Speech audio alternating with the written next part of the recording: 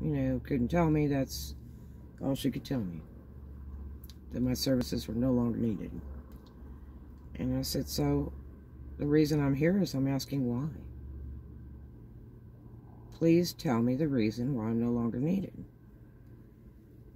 And I said, I'm not over here begging for my job back or anything else. I just want to know why I'm no longer needed. Because I'm going to tell you right now, I was top sales in that store every single day. And, anyway, he's like looking at my file and stuff. And he said, well, here's the problem. He says, the problem is that, you stole from the company. I said, I stole from the company? Now, first thing I'm thinking is like, I know they're not accusing me of stealing clothes out of this place because those clothes were really boo-boo yaga, you know what I mean? They were just not my style. I just was never a Lane Bryant girl, you know what I mean? I couldn't even get past Hush Puppy shoes, much less Lane Bryant looking clothes. But, they don't go well with my Fredericks heels, okay? So he says, I'm like, you're saying that I'm stole product? Merchandise? And he said, no. I said, well, okay, that's good. I said, so there we go. And I said, so what are you saying that I stole?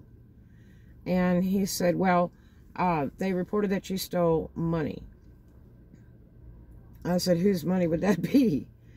And he's like, well, because you stole from the cash register. I said, let me explain to you something. In all the time that I've worked at that store, they never let me ring up a sale. I literally had to walk my customers up to the counter looking like a dummy, holding all these massive amounts of clothes, and chatting with them as they were being checked out by these ladies that worked there that were like the German guards around the cash register. I have never, ever been behind the cash register, not giving anybody change for a $5 or anything else, because they kept the key to the register. They were the only ones to touch the register. I never, ever handled money, okay? As far as, for payment. All right? A customer handed me a credit card, whatever, I handed to the checker. And that's right there on, and I'm on the other side of the counter. They wouldn't even let me behind the counter by the register. Okay, so I never checked the customer out. So how do I steal money out of a cash register that I have zero access to? When they're the ones handling every transaction, I have to walk my customers up like I'm baby seller, like I never sold clothes in my life or something, And so I was like, there is no possible way. You need to check your video cameras, because I'm telling you, I had zero access. And you call down there and you ask them if I ever rang up one sale in that store. And then I told him about the sale with Albert Cornejo's wife. And he was like blown away. And I said, I can sell clothes. I can sell product. I've got a degree in fashion design and merchandising from UCLA right here. And I said, so this is my dream. I can do it well. I can do it better than most other people. I've worked in stores with a lot more expensive product than yours by far. I've sold $200 jeans. I've sold $500 blazers. I have sold $3,000 cowboy boots before, okay? And I said, you're telling me that I stole money out of a ready-to-wear attire woman's small store when I've never had access to a cash register. I mean, I was so insulted. And here we had to go through the drug test thing, the lie detector test thing to get the job and all that. And then the old battle axe with the Cadillacs turned around and told him I stole money out of the cash register when I never even had access to it. So they hated me that much because my sales were that good. Really? Oh my gosh.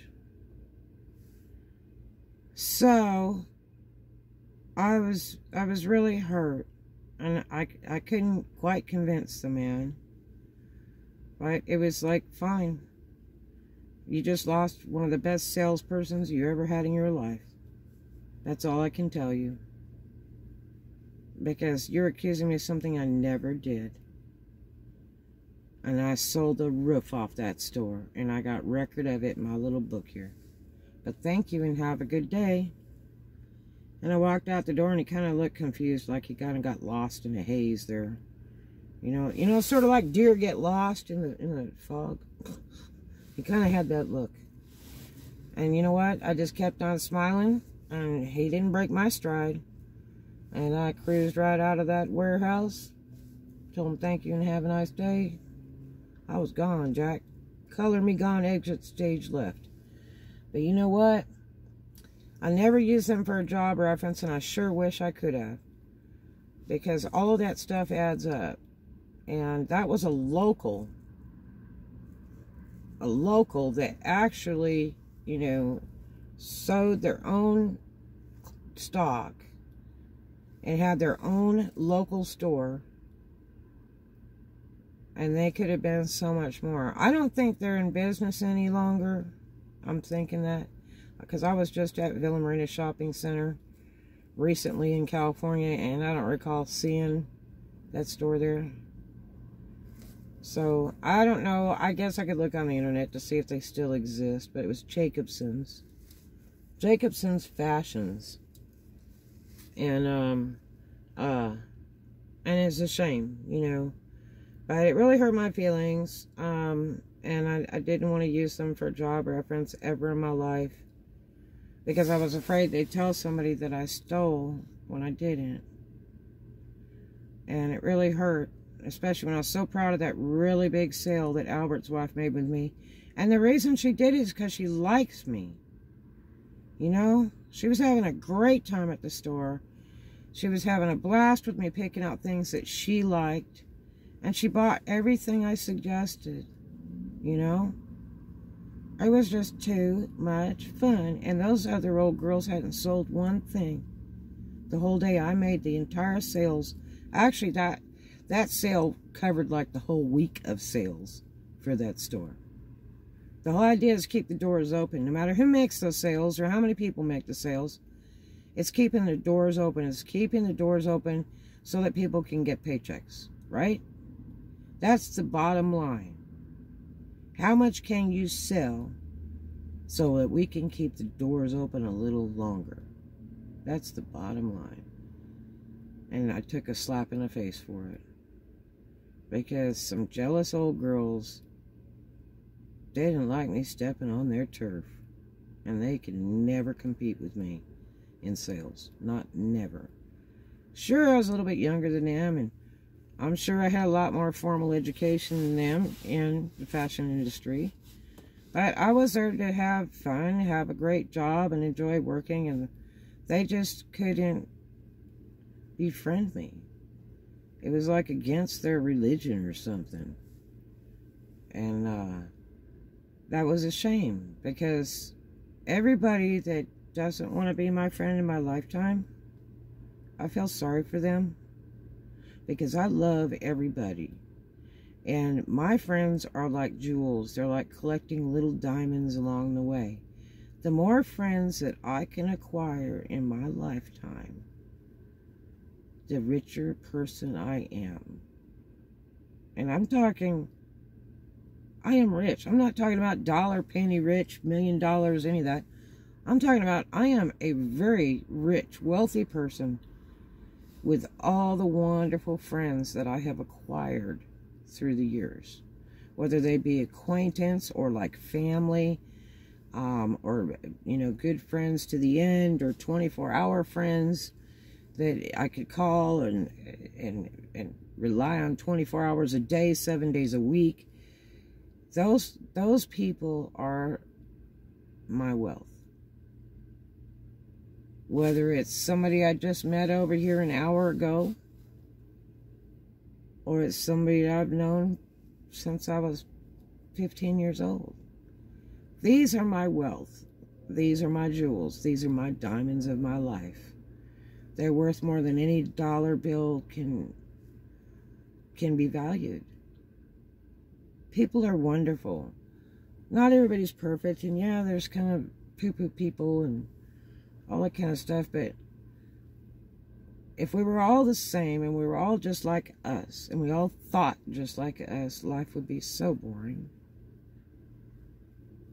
So variety is the spice of life. And you've got to get around, you've got to get out, you've got to meet people. And one of the greatest things you can do is be kind to others.